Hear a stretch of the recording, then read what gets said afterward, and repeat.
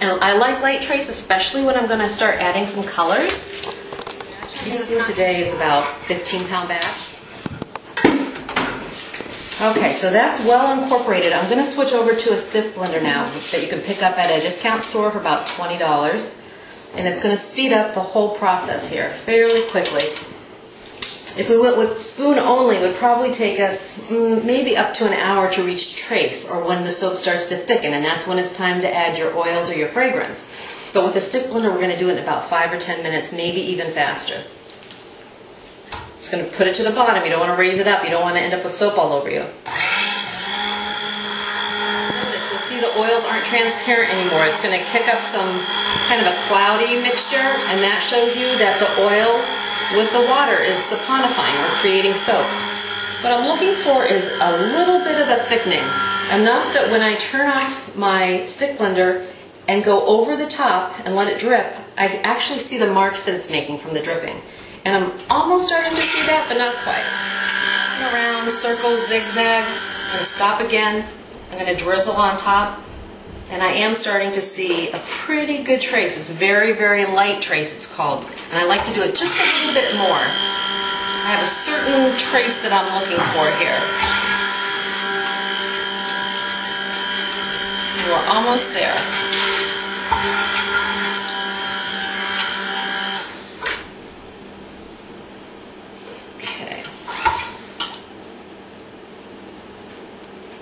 So this is looking good to me. This is very light trace. It will allow your colors to blend together.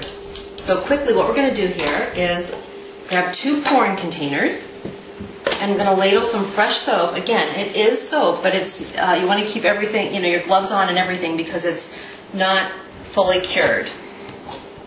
And I'm going to ladle some of my soap to these 2 pouring containers because I'm going to add 2 colors.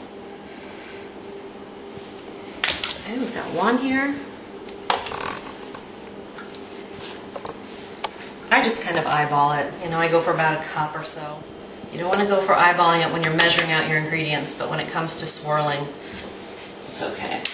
All right, so we've got that. Now I'm going to switch over.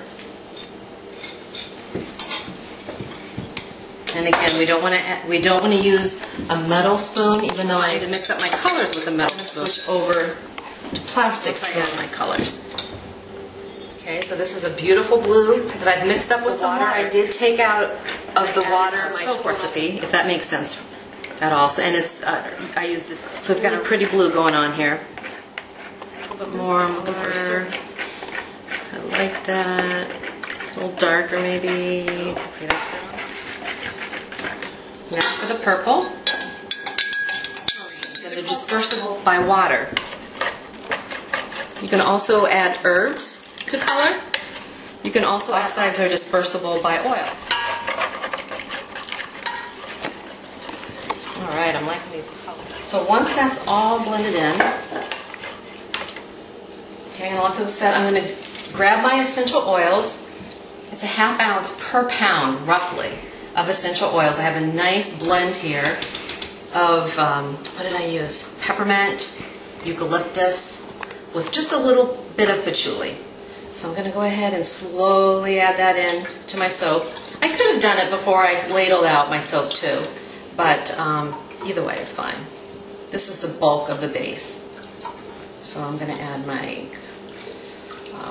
essential oil here. And the nice thing about it too, it's going to thin out this base a little bit for me so that when I pour my colors in, they'll be about the same consistency. If this base right here was super thick and you were trying to pour your color into it, it may just not go all the way in nicely. I wish you were here to smell. This smells really good. And I know I'm sounding like Martha Stewart at this point. Okay, so that's good. We're going to come over. I've lined this with freezer paper. You want to make sure that any sort of a waxed side of the freezer paper is away from the soap because we don't want that to melt.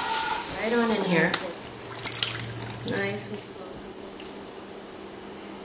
Now it's starting to sit on. It's thickening up. That's what happens if it thickens up on you. The thing I like to do now is to put either a little bit of plastic wrap on top of it or a little bit of freezer paper.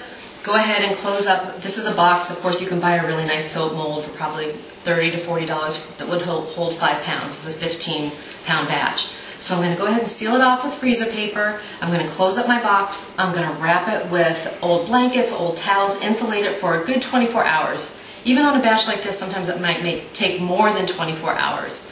After 24 hours, I'm going to unmold it with gloves on because it's still going to be raw soap at this point. I'm going to slice it up, and then I'm going to set it up to cure for 4 to 6 weeks. And then, you know, somewhere dry, somewhere where people aren't going to bump into it, keep it away from dust. And within 4 to 6 weeks, your bars will be ready to use. So hope you had fun watching.